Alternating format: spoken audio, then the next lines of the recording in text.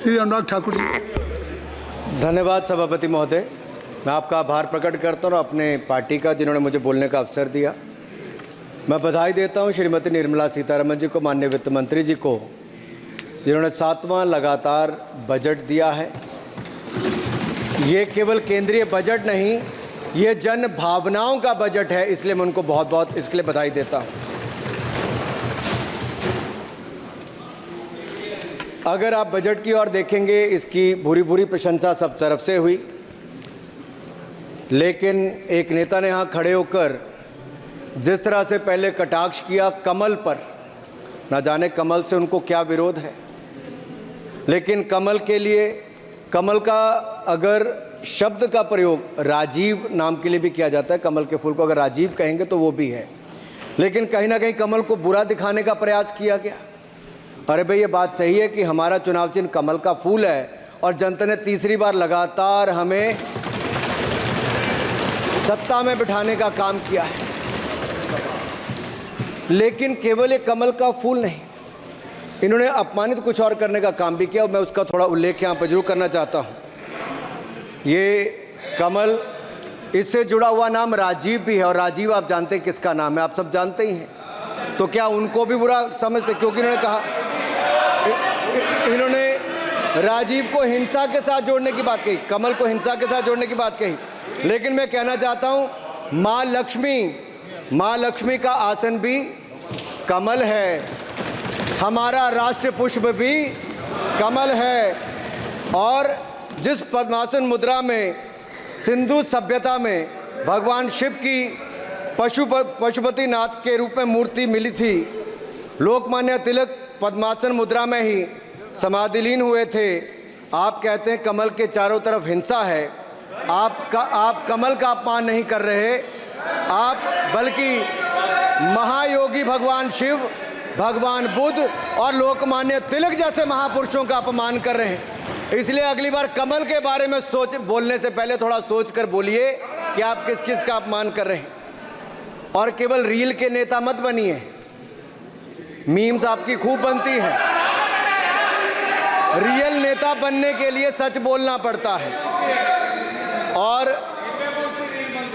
और सर, कुछ लोग एक्सीडेंटल हिंदू हैं और महाभारत का ज्ञान भी एक्सीडेंटल है। और उस नेता के अलावा और कौन नहीं जानता कि महाभारत में अभिमन्यु का वध 7 महारथियों ने मिलकर किया था। जयद्रथ, दुर्योधन, दुशासन, कर्ण, द्रोणाचार्य, कृपाचार्य और शकुनी।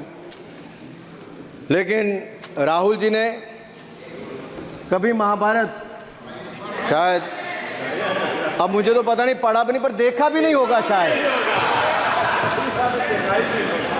सर, मुझे लगता है अंकल सैम ने लिख कर दिया होगा, अंकल सोरोस ने लिख के दिया होगा, कहीं से पर्ची बनकर आई होगी और कूल डूड बनने का प्रयास किया होगा। मैं इतना ही कहूँगा, कल जो चक्रव्यूह में फंसाने की बात कर रहे थे, वो कर्ण को करना कह रहे थे, कृपाचार्य जी को कृपचाय बोल रहे थे। चलिए छोड़िए उसको। अध्यक्ष जी, कल तो ऐसा लग रहा था सदन के अंदर महाभारत पर इतना सारा ज्ञान दिया गया कि एक समय ऐसा लगा BR चोपड़ा के महाभारत के धारावाहिक का संगीत गूंजने लगा हो। और कहीं ना कहीं उन्होंने एक बार महाभारत पढ़ने के लिए फिर प्रेरित किया। मगर इस बार महाभारत पर मैंने एक नई पुस्तक पढ़ी जो उनकी पार्टी के विद्वान सांसद, जो इस सदन के सदस्य भी हैं, उन्होंने लिखी है, और उस पुस्तक का नाम है द ग्रेट इंडियन नॉवल।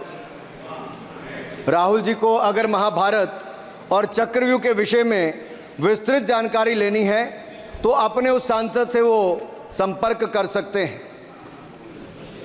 और मैं बताऊंगा, शशि थरूर जी ने, शायद वही राहुल गांधी जी को बता दें या बताएंगे, नहीं तो मैं बता देता हूं कि आपने महाभारत और भारत के स्वतंत्रता संघर्ष को मिलाकर जो उपन्यास लिखा है उसके पात्र कौन कौन हैं। इस उपन्यास में धृतराष्ट्र के रूप में किस नेता को दिखाया गया है, कौरव किस पार्टी को कहा गया है, इस उपन्यास में प्रिय दुर्योधनी कौन है। जब राहुल जी को इसका पता चलेगा तो मुझे लगता है कहीं ना कहीं शशि थरूर जी पर कार्रवाई ना हो जाए।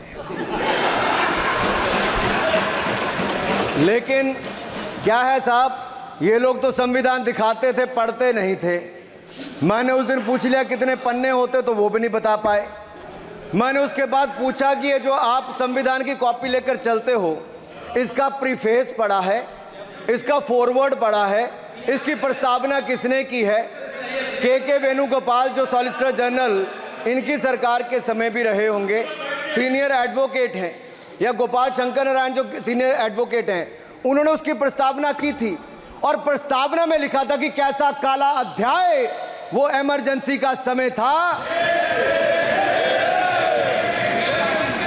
और ये संविधान जो डॉक्टर BR अंबेडकर जी ने दिया, अगर ये नहीं दिया होता तो आम जनमानस को अपने अधिकारों का पता भी नहीं लगता।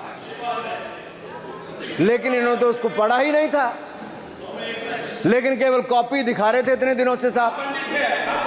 ऐसे ही महाभारत पर भी ऐसी हालत लग रही है।